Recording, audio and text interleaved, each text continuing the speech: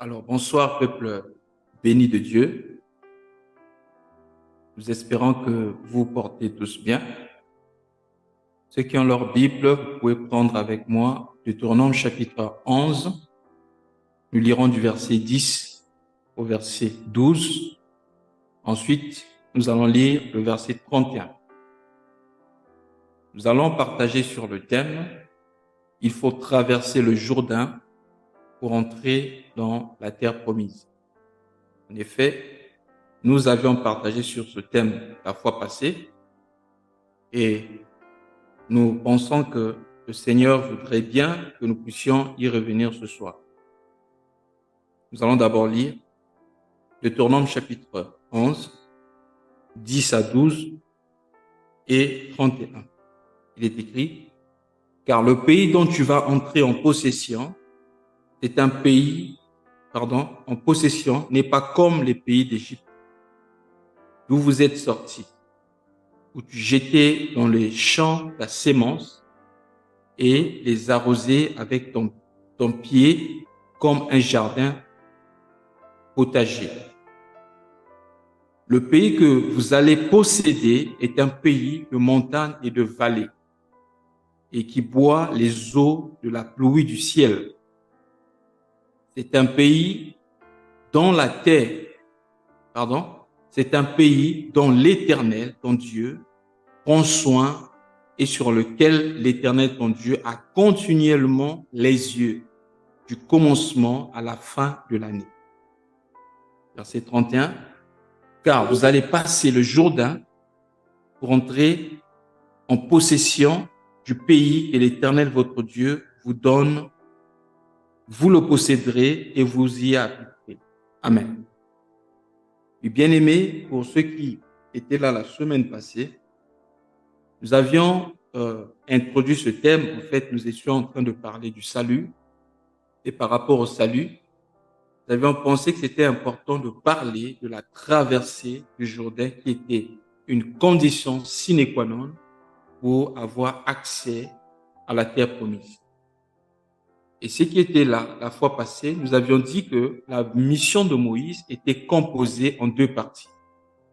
La première partie consistait à sortir de l'Égypte et la deuxième partie, c'était d'entrer à Canaan. Donc, c'était la sortie et l'entrée. Tu sortiras ce peuple de l'Égypte afin de l'emmener dans la terre promise. Malheureusement, nombreux, ils sont sortis de l'Égypte, mais ne sont pas rentrés à Canaan. Et l'apôtre Paul, dans ses épîtres, il dit que ces choses sont écrites pour notre instruction, à nous qui sommes arrivés à la fin des temps, afin que nous sachions comment marcher. Et je crois que c'est l'auteur de l'épître aux Hébreux qui dit que nous ne devons pas manifester l'attitude des gens qui étaient sortis de l'Égypte, mais qui sont morts dans le désert. Et il a parlé principalement des murmures. Il a parlé de la convoitise et il a parlé de l'insatisfaction. Et nous avions donné la fois passée l'attitude ou les caractéristiques de quelqu'un qui vit dans le désert. Nous avions dit que dans le désert, ils étaient tout le temps en train de se plaindre. Dans le désert, ils étaient tout le temps en train de convoiter ce qui était de l'Égypte ou ce qu'ils avaient laissé en Égypte. Et dans le désert, ils étaient tout le temps insatisfaits. Et nous avions dit que pour nous chrétiens aujourd'hui, vivre dans le désert, c'est la vie d'un chrétien qui passe tout son temps à murmurer et à se plaindre. C'est l'attitude des gens qui soupirent tout le temps après l'Égypte qui est l'image du monde. Il est dans le Seigneur, mais il vit comme quelqu'un qui est encore dans le monde, ayant la mentalité du monde et le système de valeurs de ceux du monde. On ne va pas y revenir, nous allons plutôt progresser. Mais nous constatons qu'au verset 10, la Bible dit que le pays que tu vas posséder, le pays dont tu vas entrer en possession, n'est pas comme le pays d'Égypte. Donc, il est important que nous sachions faire la différence entre la vie avant d'avoir le Seigneur Jésus-Christ et la vie dans le Seigneur. Car il est écrit que si quelqu'un est en Christ, il devient ou il est une nouvelle créature. Les choses anciennes sont passées et voici, toutes choses sont devenues nouvelles. Donc ce n'est pas comme le pays de l'Égypte. La Bible dit, où tu jetais ta sémence et tu arrosais avec ton pied un jardin potager. Donc ici, il est question de l'effort humain, la confiance sur l'effort humain, la confiance sur la capacité humaine. Dans ce pays-là, notre capacité ne vient pas de nous, mais notre capacité vient du Seigneur. Nous dépendons totalement de lui. C'est ça la différence. La différence entre ce pays où coule le lait et le miel, c'est que c'est Christ, c'est par lui. Et l'apôtre Paul dit, c'est par Christ que nous pouvons tout. Christ en nous l'espérance de la gloire. Je puis tout par celui qui me soutient. Donc, dans ce pays-là, nous ne regardons pas nos capacités et voilà pourquoi dans ce pays, nous ne recevons pas de Dieu comme nous recevons un salaire. Mais nous recevons de Dieu gratuitement parce que ce pays-là s'appelle la grâce. Et la Bible dit, approchez-vous du trône de la grâce. La différence entre ce pays et l'Égypte, c'est un peu comme la loi et la grâce. Sous la loi, c'était l'effort humain. Sous la grâce, bien aimé dans le Seigneur, ce n'est pas l'effort humain, mais c'est Dieu qui fait tout en nous, lui qui produit en nous le vouloir et le faire. Sans oublier que nous avons notre part de responsabilité. Nous sommes sauvés par la grâce au moyen de la foi, oui, mais la foi sans œuvre, elle est morte en elle-même. Et la Bible continue en disant que vous allez rentrer en possession de ce pays, mais c'est un pays de quoi? De montagnes et de vallées, mais qui boit les eaux de la pluie du ciel. J'aime ça. C'est un pays des hauts et des bas. Ça veut dire quoi? Cela ne signifie pas que lorsque nous entrons dans notre terre promise, nous n'aurons plus de problèmes, comme c'est prêché par certains aujourd'hui. Non, si tu reçois Jésus-Christ, tu n'auras plus jamais de problème. Tout sera OK, tu vas plus tomber malade, tu vas plus manquer bien-aimé dans le Seigneur. Faisons très attention lorsque nous touchons ces choses. Dieu nous donnera, nous comblera de tous nos besoins et non de tous nos désirs. Parce que certains prêchent la pensée positive dans l'Église en disant que si tu es à Christ, tout ce que tu peux désirer, imaginer dans ta tête, tu vas le recevoir. C'est faux. Dieu nous comble de nos besoins et non de nos désirs. C'est très important de comprendre ça. Christ n'est pas venu sur la terre pour rendre des chrétiens millionnaires. Contrairement, le plus riche ou encore les plus riches de la terre seraient des chrétiens. Mais nous sommes riches parce que nous avons Christ. Mais il peut nous donner de l'argent comme il veut ou bien aimé, ne pas nous donner autant que peut-être nous voulons, mais nous aurons bien aimé le nécessaire pour le temps de notre pèlerinage. C'est là le plus important. Car il est écrit, et c'est la bénédiction de l'Éternel qui enrichit, le fait suivre d'aucun chagrin. Donc c'est un pays de haut et de bas. C'est un pays bien aimé où nous pourrons avoir des problèmes dans la chair. Mais la différence entre nous et ceux qui n'ont pas Christ, c'est que bien aimé, nous avons en nous la paix et la joie de Dieu. Quelle est la différence entre la paix et la joie de Dieu? Entre la joie de Dieu et la joie du monde. La joie du monde dépend des temps et des circonstances. Il y a des gens comme ça. Et il y a même des chrétiens comme ça.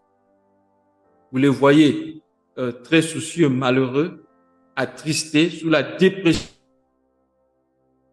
quand ils sont envahis par des problèmes, ils changent de visage et dès quand tout va bien. Non, bien aimé dans le Seigneur.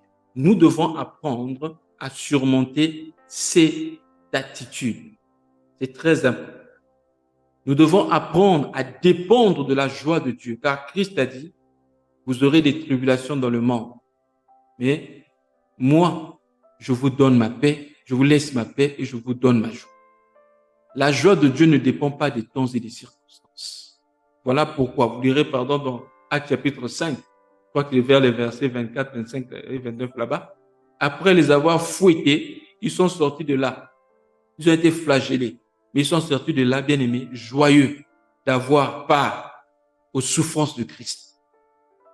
Là où l'apôtre Paul dit, ne vous inquiétez de rien, parce que, bien-aimés, sur la terre, il y aura des circonstances, des situations qui peuvent nous pousser à nous inquiéter, qui peuvent nous attrister. C'est normal. Nous sommes des hommes. Nous avons l'émotion. Nous avons des émotions. C'est normal. Mais la Bible dit, ne vous inquiétez de rien. Qu'est-ce qu'il faut faire? Par le moyen de la prière, exposez vos requêtes avec précision à Dieu. Mais attention, sans oublier la reconnaissance. Et ainsi, la paix de Dieu qui surpasse toute intelligence gardera vos cœurs et vos pensées et les maintiendront dans la présence et dans la sécurité en Christ. Philippiens chapitre 4, 6 à 7.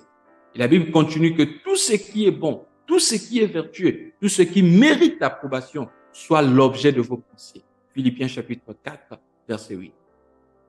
Bien-aimé, c'est très important. Donc, c'est un pays de haut et de bas, mais qui boit les eaux du ciel. Ah, nous comprenons que, bien-aimé, dans ce pays-là, le pays de la grâce, bien-aimé, nous étanchons notre soif, non avec les eaux de la terre, non avec les plaisirs du monde, mais notre soif est étanchée en recevant les eaux du ciel, c'est-à-dire la parole, la présence du Christ. Ésaïe chapitre, je crois, 55 dit, la Bible dit, mes pensées ne sont pas vos pensées, mes voix ne sont pas vos voix. Oh bien-aimé, j'aime beaucoup ce passage. Comme les cieux sont élevés au-dessus de la terre, ainsi en est-il, mes pensées au-dessus de vos pensées et mes voix au-dessus de vos voix. Disons un peu ça. Nous allons comprendre ce que sont les eaux du ciel ici. C'est quoi les eaux du ciel? Que représentent les eaux du ciel? Ésaïe chapitre 55, je vais lire à partir du verset, je prends rapidement, à partir du verset 9 jusqu'au verset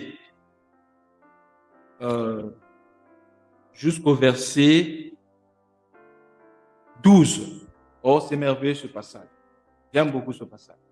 Ésaïe chapitre 55, 9 à 12. Autant les cieux sont élevés au-dessus de la terre, autant mes voix sont élevées au-dessus de vos voix et mes pensées au-dessus de vos pensées. Comme la pluie et la neige descendent des cieux et n'y retournent sans avoir arrosé, fécondé la terre et fait germer les plantes sans avoir donné de la sémence au semeur et du pain à celui qui mange. Ainsi en est-il de ma parole qui sort de ma bouche. Elle ne retourne point à moi sans effet et sans avoir exécuté ma volonté et accompli mes desseins. Écoutez bien le verset 12. Oui, vous sortirez avec joie et vous serez conduits en paix. Les montagnes et les collines éclateront d'allégresse devant vous et tous les arbres des campagnes battront les mains. Alléluia. J'ajoute le verset 13. Au lieu de l'épine s'élèvera le cypre. Au lieu de la rance pointera la myrrhe, le myrte, et ce sera pour l'Éternel une gloire, un moment perpétuel, impérissable. Bien-aimé dans le Seigneur, la parole qui sort de sa bouche, qui ne peut retourner sans accomplir sa volonté, s'appelle Jésus-Christ. C'est lui l'eau du ciel. Lorsqu'il descend, il ne peut pas repartir vers le Père sans accomplir sa volonté. Voilà pourquoi il disait, ma nourriture, c'est de faire la volonté de mon Père. Il est sorti de la bouche du Père, du sein du Père, il est venu sur la terre, mais avant de repartir, il a accompli la volonté du Père. Donc, bien-aimés dans le Seigneur, dans ce pays-là, où coule le lait et le miel, nous nous nourrissons, nous nous abreuvons, bien-aimés, des eaux du ciel. Voilà pourquoi vous allez comprendre que dans la façon de Dieu de faire, dans sa bénédiction, la bénédiction de Dieu ne commence jamais par la terre. C'est pourquoi faisons très attention avec cet évangile dit de la prospérité qui ne prêche que les choses de la terre. Car lorsque Melchisedec a vu Abraham pour la première fois, la Bible dit, il bénit Abraham par le Dieu du ciel. Et qu'est-ce que Melchisedec a donné à Abraham? Le vin, ensuite le pain. Et lorsque, bien-aimé, Jacob est parti recevoir la bénédiction auprès d'Isaac, lorsque vous lisez, bien-aimé, quelle fut la bénédiction ou les déclarations qu'Isaac reçut, bien-aimé, de son père?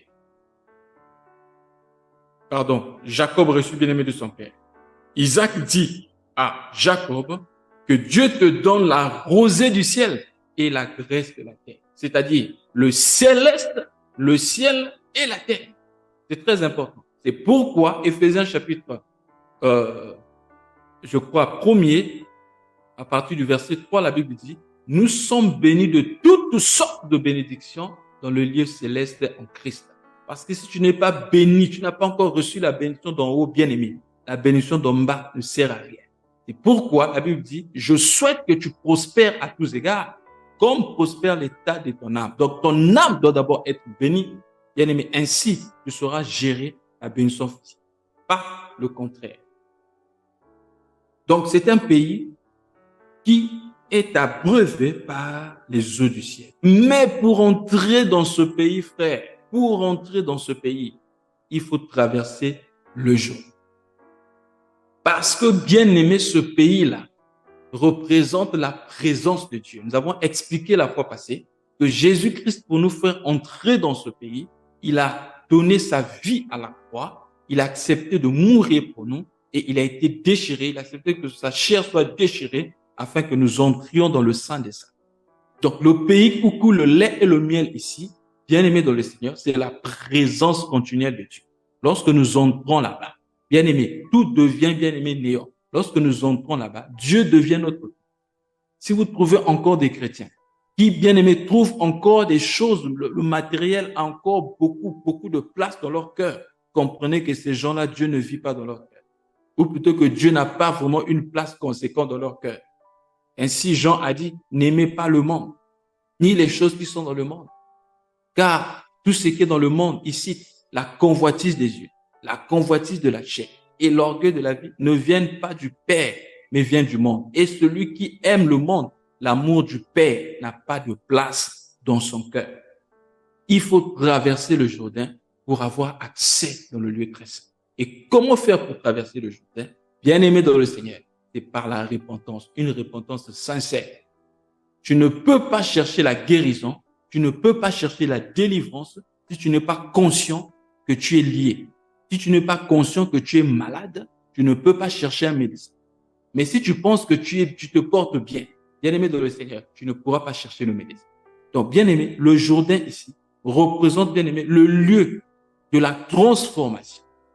Parce que c'était dans le Jourdain que Jean-Baptiste était en train de baptiser. Et le baptême de Jean-Baptiste, c'était le baptême de la repentance. Tous ceux qui venaient auprès de Jean devaient se repentir. Voilà pourquoi.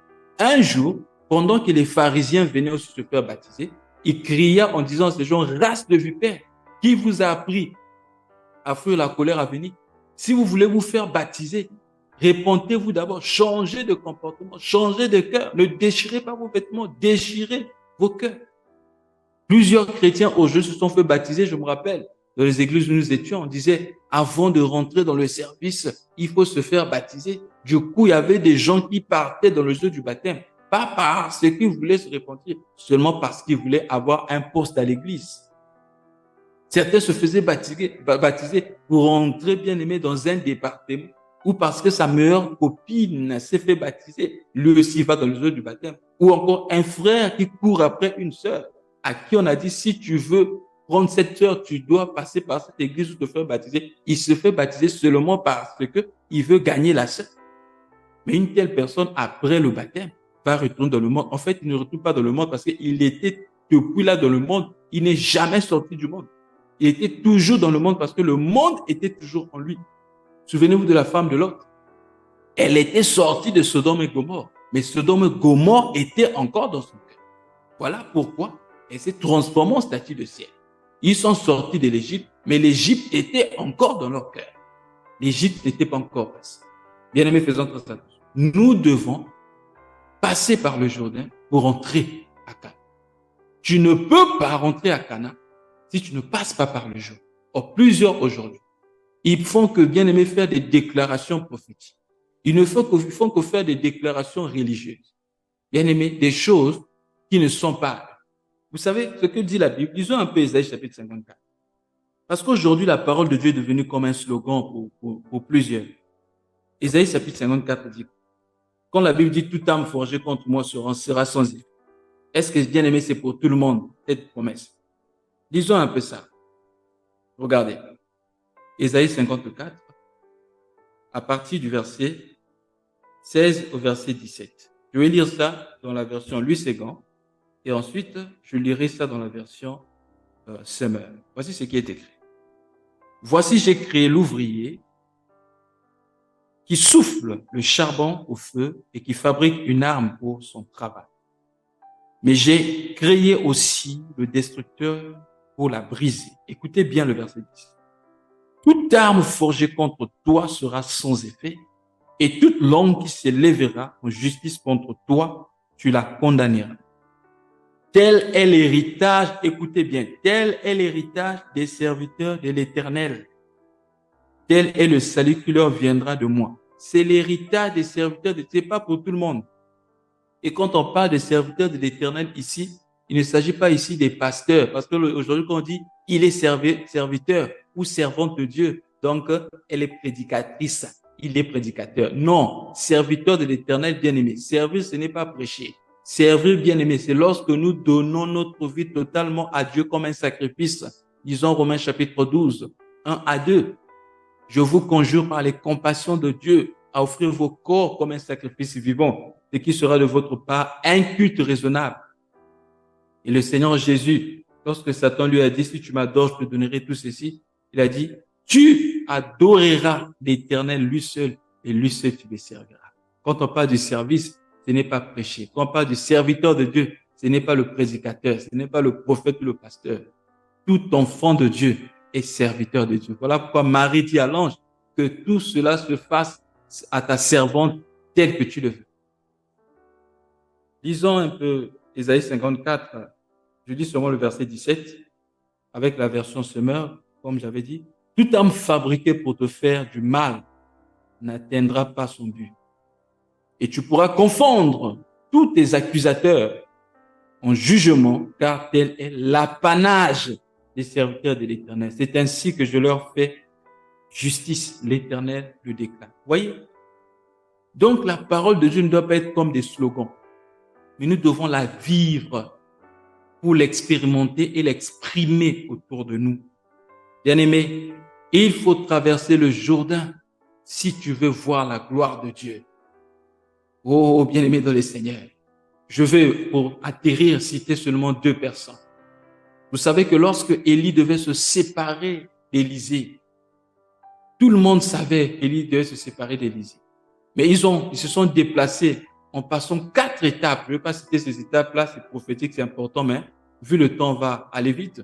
Ils ont quitté Gilgal jusqu'à ce que, bien aimés, ils ont traversé le Jourdain. Dès qu'ils ont traversé le Jourdain, c'est là que Élie va dire à Élisée, maintenant demande ce que tu veux.